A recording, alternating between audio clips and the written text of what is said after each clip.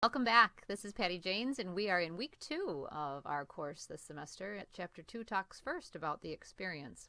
And I like to think of these 2 chapters as critical in the delivery of marketing, and that's why these chapters are early in our book. We've spent chapter 1 talking and introducing the topic of marketing as it relates to the HTM industry. So let's take a look at what we're going to do this week in week 2 and how the week is structured.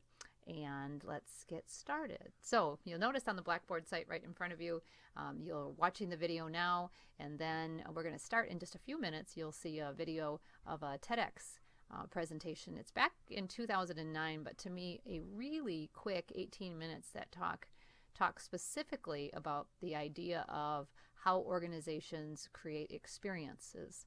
And for me, when I work with organizations that really have a really sound understanding of the concept of why they are in business and their passion for our industry, it makes marketing so much easier when their why is really solid. So when you see this 18-minute video quickly, I want you to think about organizations you've worked for, interned for, currently work for, or aspire to work for, and really how solid is their why, and why are they in business, and how that impacts what we'll talk about in chapter 2, the delivery of the experience in chapter 3, and then how marketing those types of organizations varies.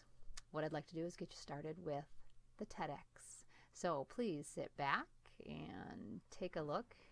For example, why is Apple so meet our first guest. So where do you start when you have a program that's about integrating likes with passions? Well, you start with why. Why?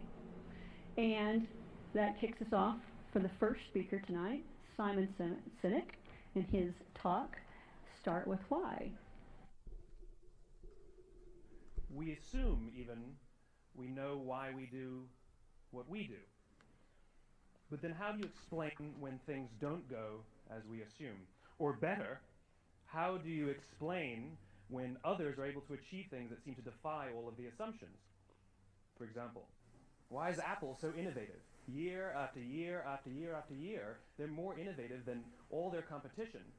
And yet they're just a computer company. They're just like everyone else.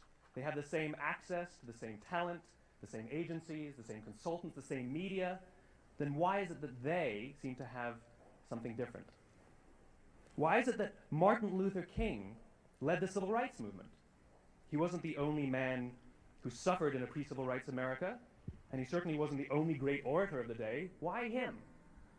And why is it that the Wright brothers were able to figure out controlled powered man flight when there were certainly other teams who were better qualified, better funded, and they didn't achieve powered man flight, and the Wright brothers beat them to it? There's something else at play here.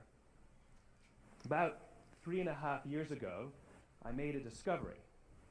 And this discovery profoundly changed my view on how I thought the world worked, and it even profoundly changed the way in which I operate in it. As it turns out, there's a pattern. As it turns out, all the great and inspiring leaders and organizations in the world, whether it's Apple or Martin Luther King or the Wright brothers, they all think, act, and communicate the exact same way, and it's the complete opposite to everyone else. All I did was codify it. And it's probably the world's simplest idea. I call it the golden circle.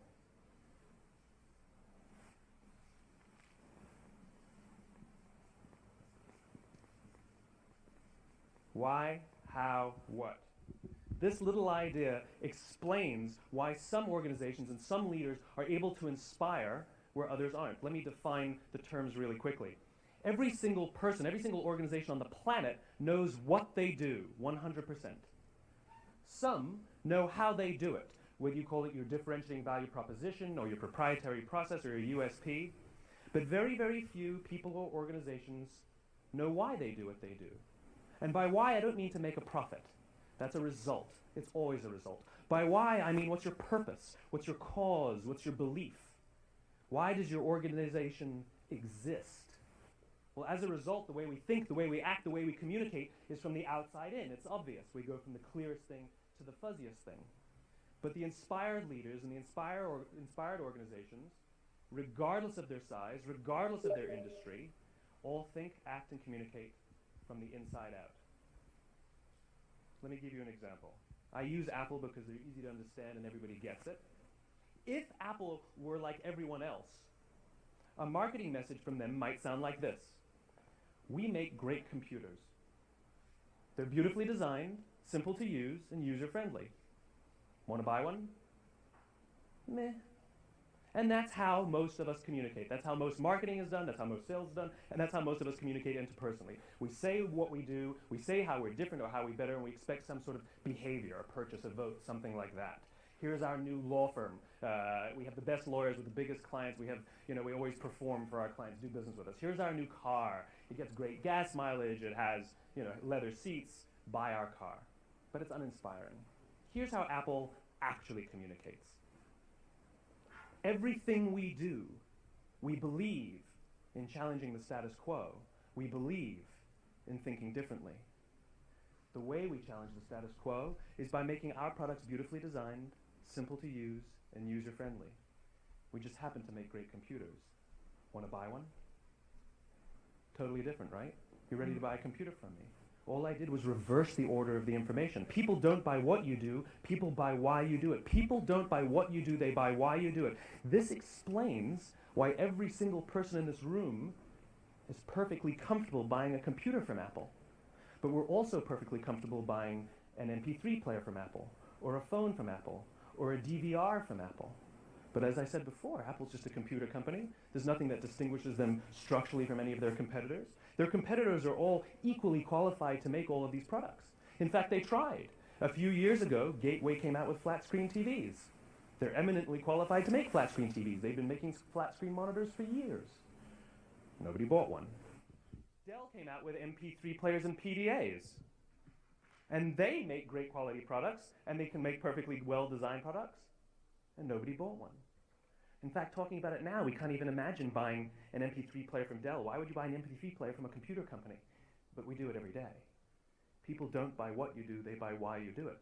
The goal is not to do business with everybody who needs what you have. The goal is to do business with people who believe what you believe. Here's the best part. None of what I'm telling you is my opinion. It's all grounded in the tenets of biology, not psychology, biology.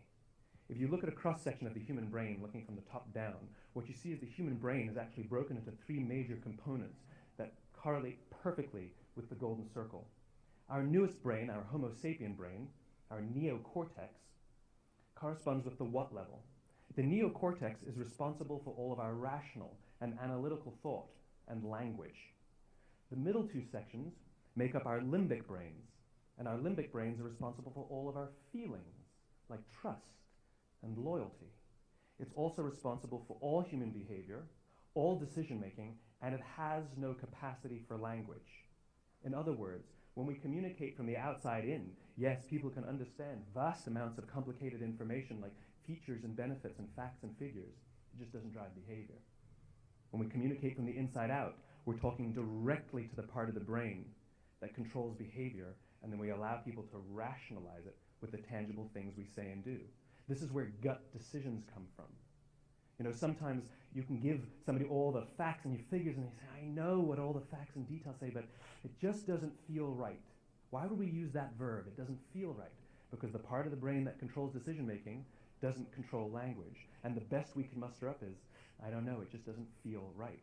Or sometimes you say you're leading with your heart, or you're leading with your soul. Well, I hate to break it to you, those aren't other body parts controlling your behavior. It's all happening here in your limbic brain, the part of the brain that controls decision-making and not language.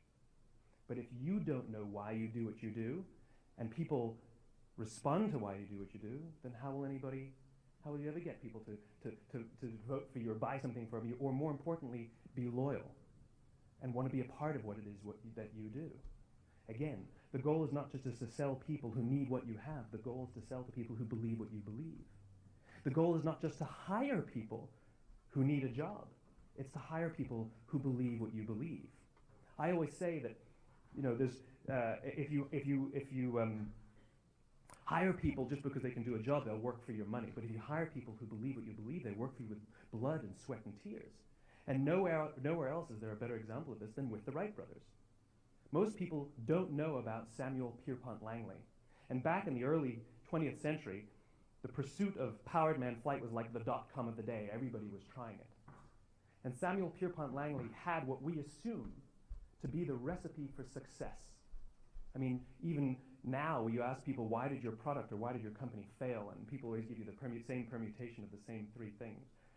Undercapitalized, the wrong people, bad market conditions. It's always the same three things. So let's explore that.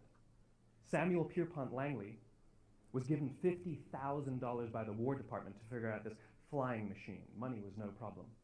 He held a seat at Harvard and worked at the Smithsonian and was extremely well connected. He knew all the big minds of the day. He hired the best minds money could find, and the market conditions were fantastic. The New York Times followed him around everywhere, and everyone was rooting for Langley. And how come we've never heard of Samuel Pierpont Langley? A few hundred miles away in Dayton, Ohio, Orville and Wilbur Wright. They had none of what we consider to be the recipe for success. They had no money. They paid for their dream with the proceeds from their bicycle shop. Not a single person on the Wright brothers' team had a college education, not even Orville or Wilbur.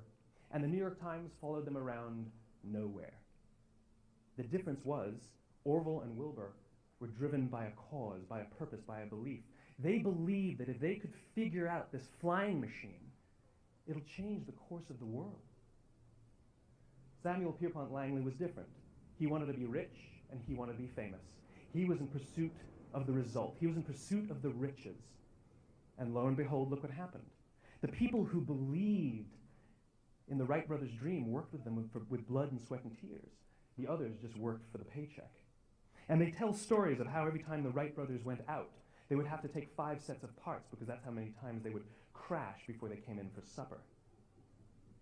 And eventually, on December 17th, 1903, the Wright brothers took flight. And no one was there to even experience it. We found out about it a few days later. And further proof that Langley was motivated by the wrong thing, the day the Wright brothers took flight, he quit. He could have said, that's an amazing discovery, guys. Now we'll improve upon your technology. But he didn't. He wasn't first. He didn't get rich. He didn't get famous. So he quit. People don't buy what you do, they buy why you do it. And if you talk about what you believe, you will attract those who believe what you believe. Well, why is it important to attract those who believe what you believe?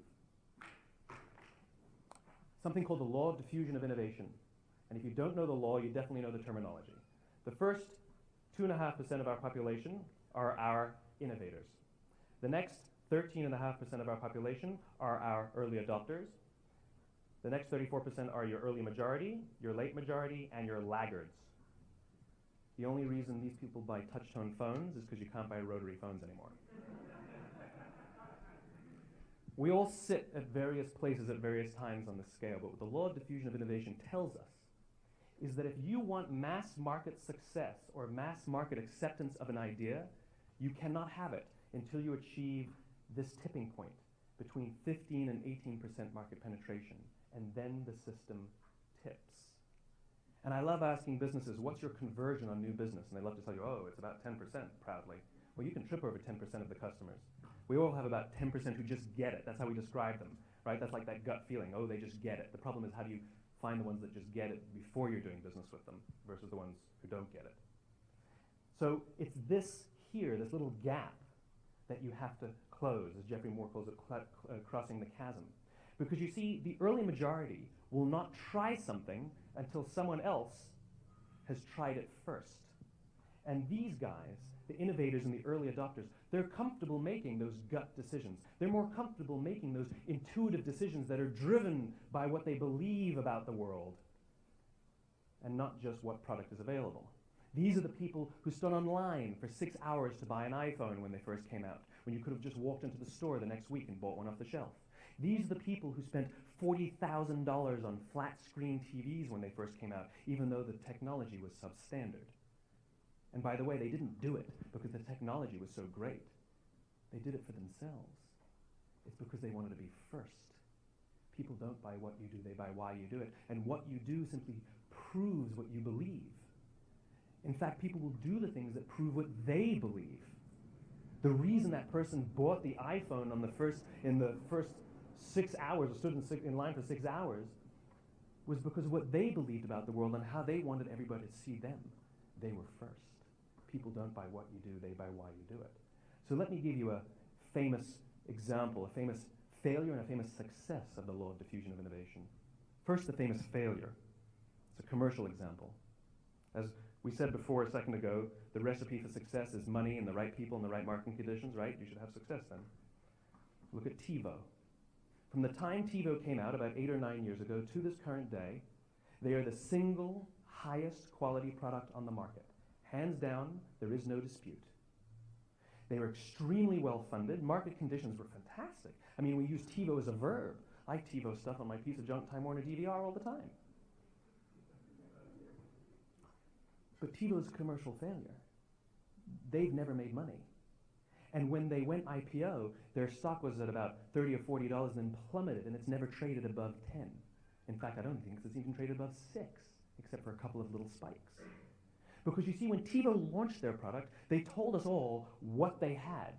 They said, we have a product that pauses live TV, skips commercials, rewinds live TV, and memorizes your viewing habits without you even asking. And the cynical majority said, we don't believe you. We don't need it.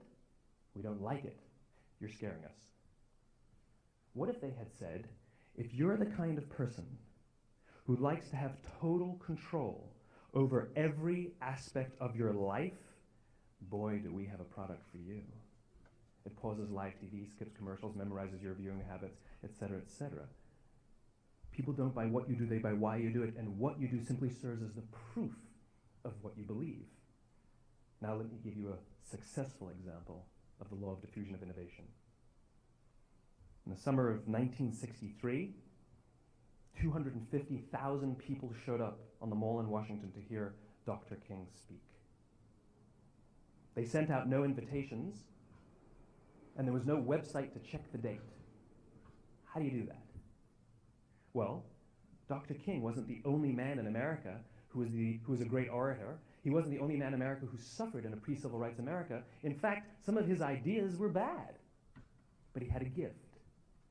He didn't go around telling people what needed to change in America. He went around and told people what he believed. I believe, I believe, I believe, he told people. And people who believed what he believed took his cause and they made it their own, and they told people. And some of those people created structures to get the word out to even more people. And lo and behold, 250,000 people showed up on the right day, on the right time to hear him speak. How many of them showed up for him? 0. They showed up for themselves. It's what they believed about America that got them to travel on a bus for 8 hours to stand in the sun in Washington in the middle of August. It's what they believed, and it wasn't about black versus white. 25% of the audience was white. Dr. King believed that there were 2 types of laws in this world, those that are made by a higher authority and those that are made by man. And not until all the laws that are made by man are consistent with the laws that are made by the higher authority will we live in a just world. It just so happens that the civil rights movement was the perfect thing to help him bring his cause to life. We followed not for him, but for ourselves. And by the way, he gave the I have a dream speech, not the I have a plan speech. Listen to politicians now with their comprehensive 12-point plans. They're not inspiring anybody. Because there are leaders and there are those who lead. Leaders hold a position of power or authority, but those who lead inspire us. Whether they're individuals or organizations, we follow those who lead not because we have to, but because we want to. We follow those who lead not for them, but for ourselves. And it's those who start with why that have the ability to inspire those around them or find others who inspire them. Thank you very much.